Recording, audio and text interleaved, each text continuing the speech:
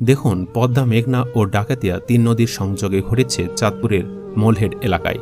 নদীগুলো ৩ দিক থেকে প্রবাহিত হয়ে মিশে যাওয়ায় সেখানে সৃষ্টি হয় তীব্র স্রোত ও ভয়ঙ্কর ঘূর্ণিপাক।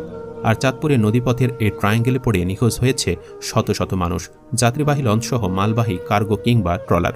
হারিয়ে যাওয়া এসব নৌযানের কোনোটির সন্ধান পাওয়া যায়নি আজও। ৩ নদীর এ সঙ্গমস্থলটি যেন এক রহস্যময় মৃত্যুকূপ। চাঁদপুরে ৩ নদীর এই সঙ্গমস্থলটি স্থানীয়ভাবে কোরাইল্লার মুখ নামেও পরিচিত। এখানকার ভয়ঙ্কর ঘূর্ণিপাকে তলিয়ে গেছে বড় বড় যাত্রীবাহী লঞ্চ। বর্ষা মৌসুমে অনেক মালবাহী কার্গো ডুবে গেছে তীব্র স্রোতে, যার ফলে সরকারিভাবেও এই জায়গাটিকে সবচেয়ে ঝুঁকিপূর্ণ এলাকা হিসেবে ঘোষণা করা হয়েছে।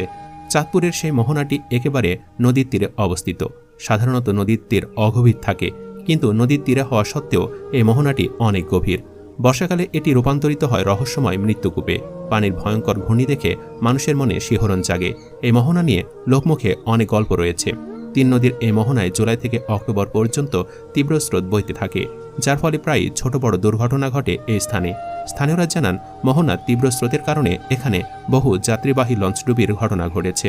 এমবি শাহজালাল, মদিনা দিনার ও নাসরিন ১ লঞ্চ ডুবে যায়।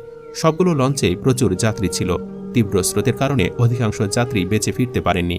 ২০০৩ সালের ৮ জুলাই এমবি নাসরিন ১ লঞ্চ ডুবিতে মারা যান ১১০ জন, নিখোঁজ হন ১৯৯ জন। এখন পর্যন্ত এখানে ডুবে যাওয়া কোনো লঞ্চ ও ট্রলারের সন্ধান পায়নি বাংলাদেশ অভ্যন্তরীণ নৌ পরিবহন কর্তৃপক্ষ BIWTA।